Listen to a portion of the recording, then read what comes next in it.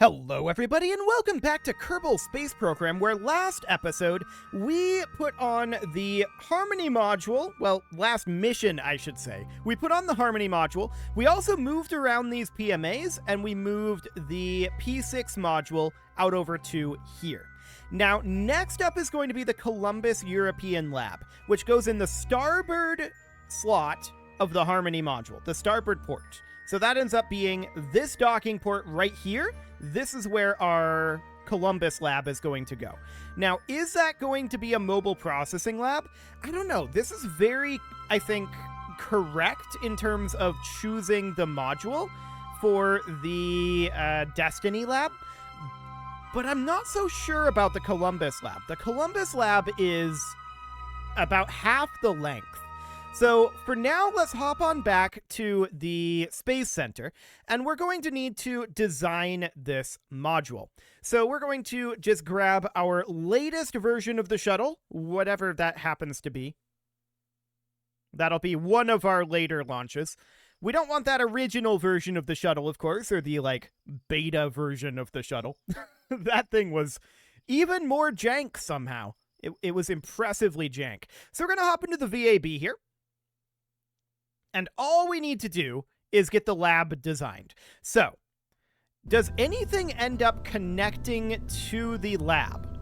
As of December 2022, the Bartolomeo Science Platform does. We can look at the diagram here, and we can see the Bartolomeo Science Platform connects to the side of the lab, but it looks like there's not actually a port over here. So this is the actual module here, and we can see it's about half the length. Okay, yeah, there's definitely some trusses and such out over here. There's scientific instruments on the outside of these plates.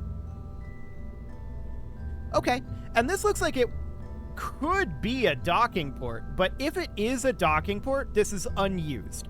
I think we'll lift it as a docking port, we'll interpret it that way, but we're not going to dock anything to it. Of course, it's docked up over here. And then as far as the Bartolomeo goes, I'm not sure if we're looking at the correct side for that, although we should be. This might be before that was installed. Okay, where is that? It's in this list somewhere. Here it is. It's quite far down. Okay, so this is the Columbus External Payload Facility. Got it. So, yeah, those are the external workstations on the Russian surface module, but I guess Bartolomeo is actually this, end cap? The Columbus EPF? Is that correct? If we look at this, it looks like the Bartolomeo Science Platform is pointing at, this structure, right? But that's definitely interesting. When was the picture of the module taken? Of the Columbus module that we see here taken? That I don't know. So that's definitely interesting. Here's Columbus docked to the starboard side of Harmony. Yes. Columbus module pictured with the Space Shuttle Endeavour in May 2011. So this would have been before the Bartolomeo platform was installed. Okay, and we can see that there is this truss structure here. Got it. So this definitely would have been pre-Bartolomeo because Bartolomeo was installed in 2020. So that should be absolutely fine. We can work off of this image. Okay, so that seems good. So from here, this is going to be a pretty basic build, I think. We're not going to make this be an actual lab module because it's way too long. So let's just grab something like the S3, S4 truss module. We're not actually going to lift that module, of course, but we can hop on in here. Actually, you know what? This is off-center. I'm going to go for a different one. Something along the lines of the P5 truss module.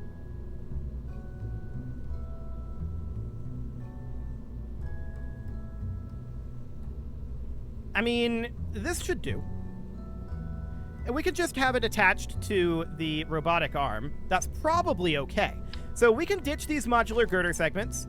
we can have this guy be angled out here like this. I do want to move this to be centralized-ish again.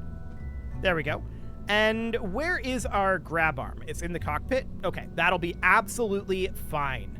Let's extend this out to be a little easier to work on, and then we can grab ourselves a little bit of adapter action here, I think. So we're going to have a Clampatron docking port junior on the end just in case.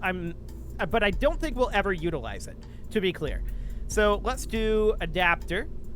So that's going to be, let's see, I'm thinking here, it'll be this FL adapter. And then it'll be this guy. And then it'll be this guy. That's the path that we've been taking on that front. I want these to be metal, because this is very much a metal module. And then from here, we can go for our fuel tanks. And this, to me, I think that making this out of a fuel tank is the best bet. That would end up being like a Rockamax 32? Hang on. What is that size relative to a mobile processing lab? Same. Okay. So this actually needs to be shorter than this. So this is more like a 16 for the fuel tank. It'll be like this guy. Okay. And then we would make that be metal. Excellent. And then we would need to duplicate this adapter structure, right? Except in reverse. So that would be this guy would go here, and then we would have this guy going here, and then this guy would go here, like that. And then we would put in our Clampatron docking port junior. Of course, we need to make all of these be the metal variant, like so. Okay, so we've got something along the lines of this. I mean, we don't want to lift this with fuel. We'll make that all be empty. So from here, we need to create those truss structures.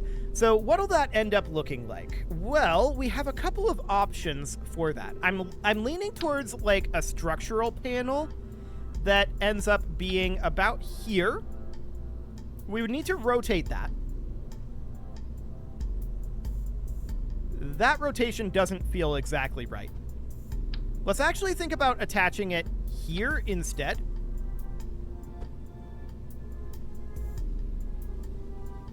Yes, that's more like the angling that I'm going for. And then from here, I would like to duplicate this panel. And then we would attach that about like this. Somehow that doesn't feel correct, but it actually is. And then we'll put another one down here on the bottom.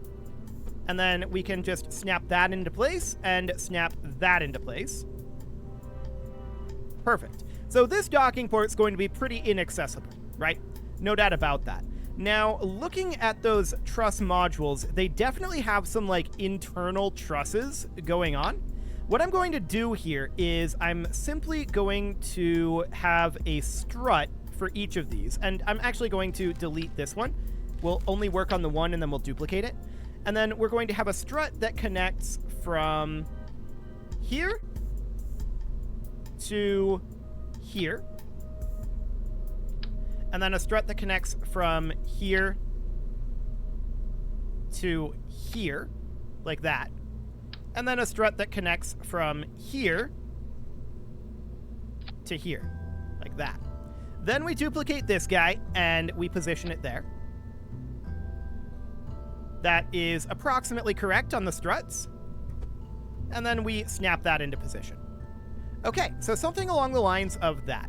And now we can attach like scientific instruments and the like to the outside of this. So that'll be absolutely fine. We can just put on some various scientific instruments. So I'm going to plop a 2-hot thermometer on here. I'm going to plop an atmospheric fluid spectrovariometer onto here. We'll put in a seismic accelerometer, not that that can possibly generate any data from a space station, but whatever. We'll put in a negative gravioli detector over here. Let's do a mystery goo containment unit up over this way. That'll be fine. What else would we want in here? We could do a magnetometer boom, and I think that would make sense to put around over here. Anything else that we would want to put on here? I guess a press map barometer could go in like over here. And I'm just kind of putting them on haphazardly and randomly. I know that they probably aren't actually put on haphazardly and randomly, but they look a little bit like it, to be honest. So that's okay. That will pretty much get us our Columbus European lab. So we'll just call this the Is this spelled with a U or an O? I'm pretty sure it's a U. Yes, it is. Columbus module. I'm not going to do the full, like, Columbus European lab, because in this game, Europe doesn't exist. So there is that. There is no Europe. So that's definitely a thing. So we're just going to angle this guy to be about 90 degrees is going to clip through like that. We're going to need it to be about 95 degrees. The question is that going to be clipping up here? Nope, we're fine. No clipping at all. I like it. So we're just going to need to strut this guy in to make sure he's not going anywhere. And we'll just do one here, and one here. There we go. That's not going anywhere. So we'll close that, and we're now ready to lift this. That was a nice, quick design. I like it. Let's launch this thing. And let's hope that we have an engineer on board. That is always a good thing when we go to launch one of these. No doubt about that. Hang on a moment. How are we going to dock this? We need to flip it around. Yeah. We need to flip this around. Okay. Good thing I thought of that now and not in like 3 minutes. Okay, let's revert that back to the vehicle assembly here, because we need to flip around the module. It's not going to be particularly difficult to do. We'll have to, like, reroute some of this. I'm going to remove these struts for the moment, because this is currently docked to the shuttle the way it needs to be docked to the ISS. So obviously that's not going to work. We need to come in docked on this side. So I'm going to... You know what? All we really need to do here... This thing is symmetrical, except for these struts. Like these truss segments, right? All we need to do here is flip them around.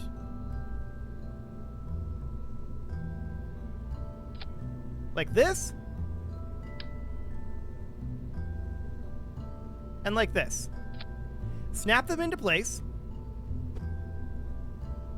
And then we have a potential decoupling concern here. So what we need at this point is we need to extend out this a little bit. So I'm going to put in a truss segment here. So a modular girder segment. That's going to go there. That's still a little too wide. So what we really need here is something very long and narrow, right? Well, not that long and narrow. Maybe like an I-beam, like this. That would do the trick. The question is that going to cause us any clipping issues? With this, I don't expect... Well, we could still have some decoupling issues with the docking port, I suppose. What if these were hinged? And we could fold them up. That is a potential option here. So what that would end up looking like is we would have a robotic hinge here. We'd go with like these 0-0 hinges, and that would just be attached approximately there.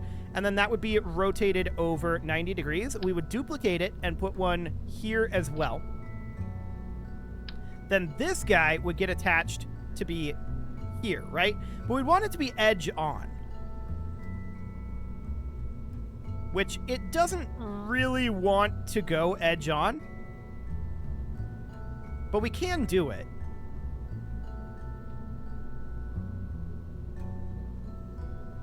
Awkward rotations are awkward,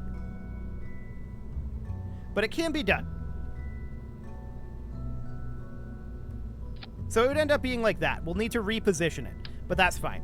So then we would do the same thing with this guy, right? And I'm not sure if that's actually attached to the hinge. We should actually check that. Is that attached to the hinge, or is it attached to, like, the top portion? It's attached to the hinge. Okay, perfect. So that'll be okay. I want to grab this guy and get it put in about the same way, right? So I want it to go in... This is not the correct angle here. That is approximately correct. But we need to rotate it around... Ooh, move the mouse.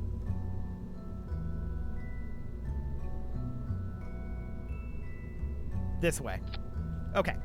That should give us some spacing there. So from here, we can snap that into position about like that, and then snap this into position about like that. Snap this guy into position and this guy into position. Okay, I want to reduce... Oh, I still wanted to be in the move mode. Okay, I want to reduce the altitude of this a little bit. That's too much. So we're going to take it off of snap now. Just reduce that down to about there. And reduce this down to about here. Okay, now with this all strutted together the way it is, the hinges shouldn't really be movable. But if we want to move it, if we need to for whatever reason, we can, and that buys us a little bit of space here for deployment. Okay, now, how does stowing this work? It should be okay. If we stow this at 95, do we have any clipping? Tiny, tiny bit of clipping.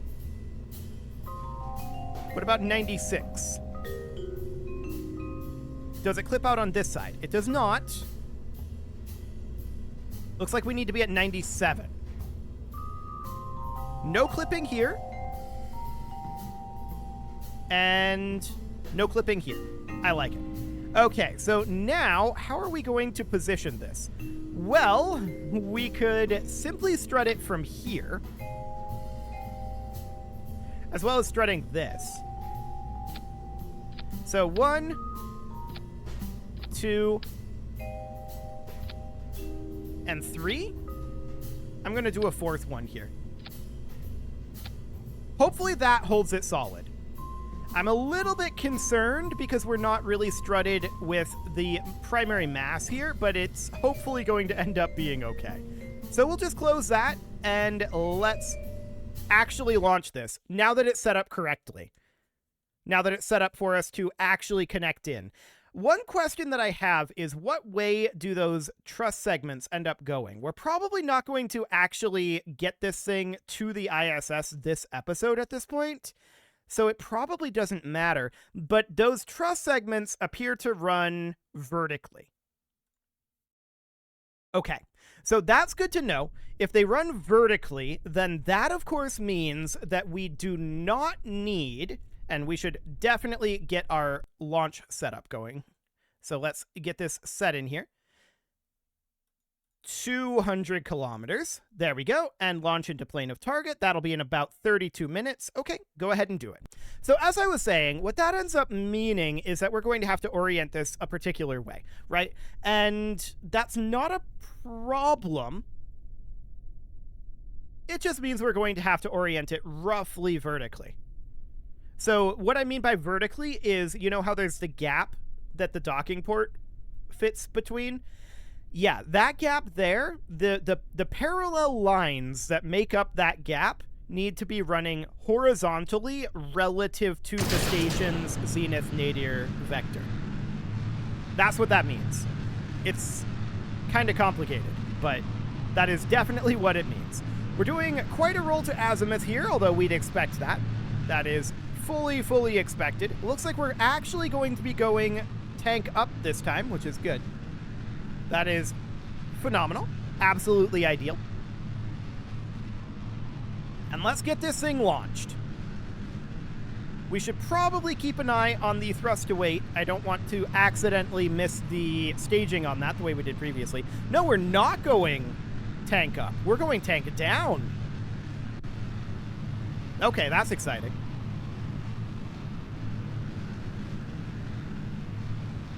Sure, I guess that works. That is absolutely fine.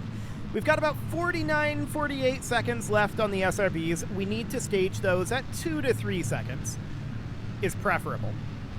It doesn't have to be done, I suppose, but it should be done, ideally. And at this point, we are still getting a lot of vertical speed, which is fully expected for this stage of the flight. So the real question here is, how are we doing on that inclination? We can see we're currently reducing our inclination down to about 20 degrees. Looks good. MechJeb is definitely a little variable in how it gets there in terms of launching into the plane. That's probably because corrective steering is off. I'm going to turn that on, and we'll see how that affects it. Oh, we're skipping circularization. We should not be doing that. Okay. So that looks good. Let's see how it works with the corrective steering on. We've not flown high over Kerbin's shores. Okay, it's stowed, so we aren't actually going to get an atmospheric analysis out of that. That's probably why, to be honest. We've got 4 seconds left. 3. Okay. There we go. SRBs are out of here. We got a lot of altitude out of that.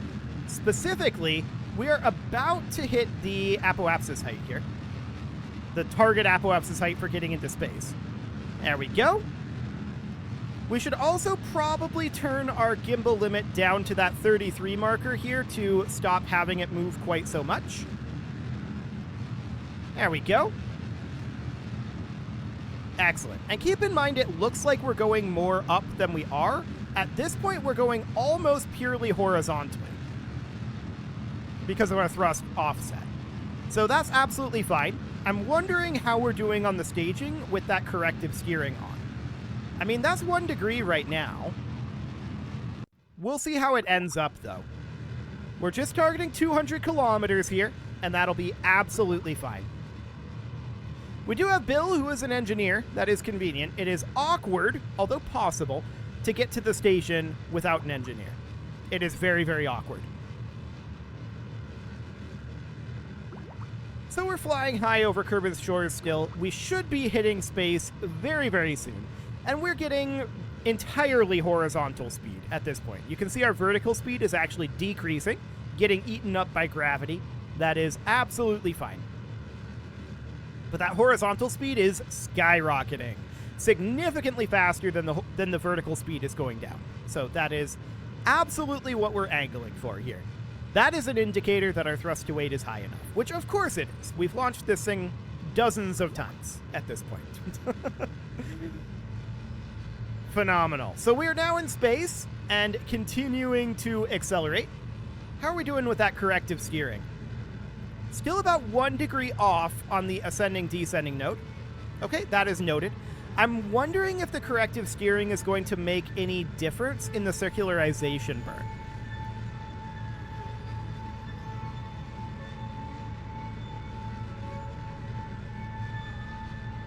The answer to that is possibly. We're fine-tuning that apoapsis, and we're going to just warp on around and circularize. Cool. We can see that that's going to be a little bit off there, but I want to take a look at the actual maneuver that this created here. Yeah, you can see here there is a little bit of normal that was tossed in here, about 4 meters per second of normal. So it's definitely going to attempt to reduce that ascending-descending node a little bit. That's great. We are, of course, turning to that circularization burn. We'll keep the big orange tank until we're done with the circularization. But this should be a very straightforward mission compared to the last one. We don't need to relocate any parts. All we need to do is attach this module, and that should be phenomenal. We apparently don't have gravity scans. We could transmit this. I don't think there's a reason to, though. Right, we still have our high thrust at this moment. And yeah, offset thrust is going to cause some issues. This is good enough, MechJeb. You don't have to go any further. This is fine. Let's thrust limit this right on down. Let's go to kill rot. There we go. And get all 3 of these engines thrust limited down to about 10% thrust. Let's ditch our primary tank here. And Bill, let's EVA. And let's reconfigure for spaceflight. I did see that prograde was basically exactly on the station marker there, which was interesting. But if I can remember how to fly this thing, we need to hop over here phenomenal. That did not go the best in the world. No doubt about that. We need to detach these struts, not this landing gear, to be honest. This landing gear was not what I wanted to grab here. Okay, that could be potentially problematic. We're going to want to reposition that. Okay. Toggle snapping. And I want to bring it back. And we're going to need to move it up a bit and position it about here. And then, of course, it's going to need to be rotated. Approximately like that.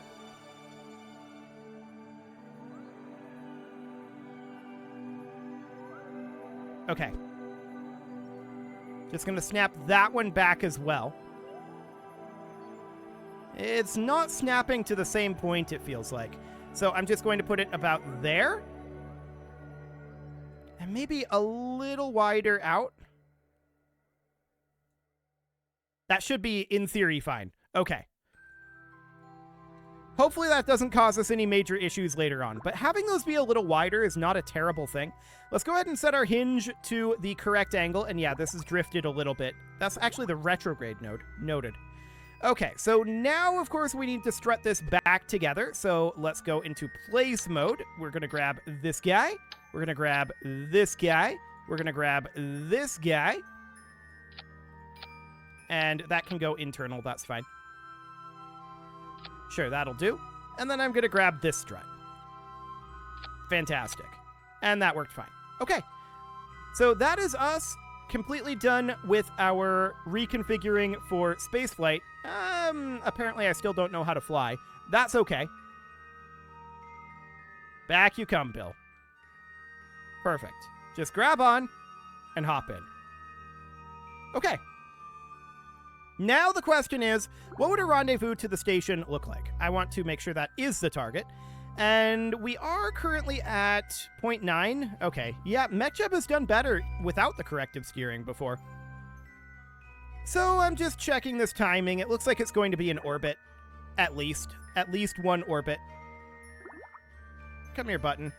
It's such a small area that this button can be clicked. It's actually so much easier to go into the graphical maneuver editor and click this button instead. Okay, looks like 2 orbits. That is fine.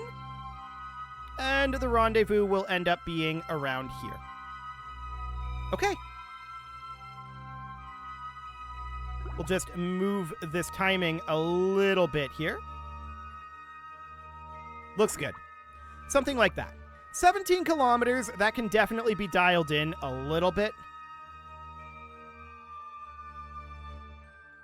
I think it's mostly timing at this point. Or inclination? It's inclination. Okay, that's fine. Yeah, that was entirely inclination there. 0.6 kilometers. That's good enough. It is time to put a cut in here, so I'm going to go ahead and do that. And next episode, we are going to head right on over to the station and get this installed. You can leave your offerings to the engagement gods in the form of likes, comments, subscribes, and bell ringings. And a very special thank you to all of the channel members for making this video possible, including ALS Gamer, Shadow Wolf, Andy McGar, Upper Cumberland Gamers, Nick Smarty, Dimitri H, Punching the Microphone, Soccerman12 UK, Katogan, and all the rest. And of course, you. Thank you for watching. If you'd like to support the channel, you can click the join button down below the video. And as always, I will see you all next time.